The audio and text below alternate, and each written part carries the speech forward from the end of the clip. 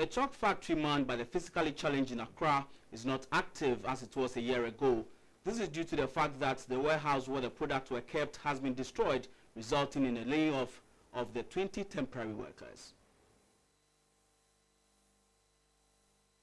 The 2010 Population and Housing Census puts the population of the severely disabled of Ghana at 3%. This means that the population of people living with disability could be estimated at 75,000.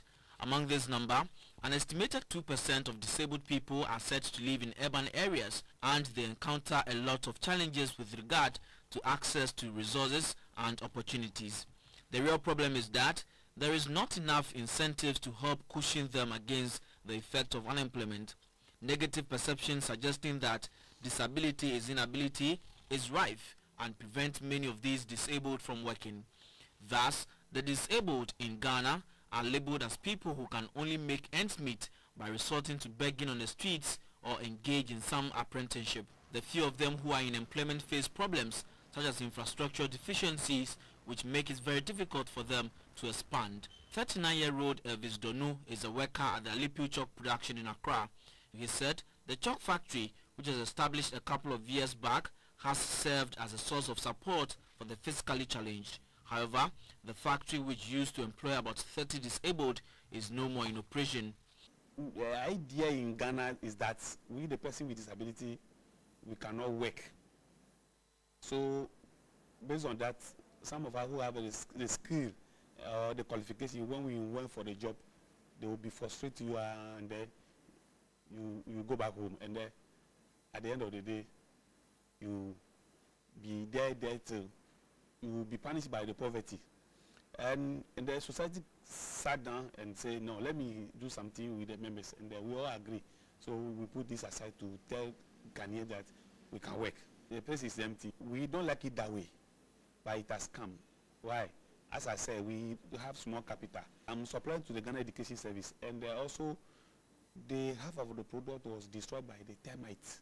And we can't keep the workers here whilst they don't work and the world has no money. So we need to leave them to go home. This is where the chalks produced at the factory are kept, but because it is made of wood, termites have destroyed it, making it difficult for the physically challenged to stay in business. Elvis added that they have made several appeals, but they are yet to get a response. We put this factory aside to eliminate begging in the streets, to reduce poverty as well. But here is the case. People are in the house. Here, I myself, I'm here. No money to pay myself. Not that I'm here, I get money. I'm like those who are at home. We want to relocate, expand big. This our chalk we supply to here is just small. I saw in the graphic all the time, even in our contract, Ghana use 10 lots of chalk every year. We just supply less than half lots. It's because of we don't have financial capacity. So our appeal is that we want people to come and support for us to get a job to do to survive our life. Elvis said one challenge confronting him in the chalk business is the fear that people will turn away from the use of chalks to the use of markers. We are thinking to come out of chalk to go into marker.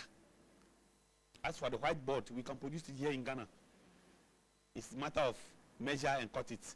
But marker, we don't produce marker in Ghana. That is our problem. Mr. Henry Agbenoli is a staff of Alipiu chalk production, but to ensure that he gets his daily bread, he has switched to shoemaking. The chalk factory, from the beginning, it was more, but right now, if the month end like this, we end 1.5.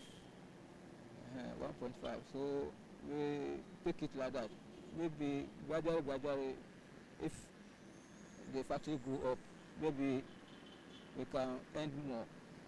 Me like this, it's not affecting me. Because why they say we should go, but I'm back to my work side, so I did earn something small for my daily bread.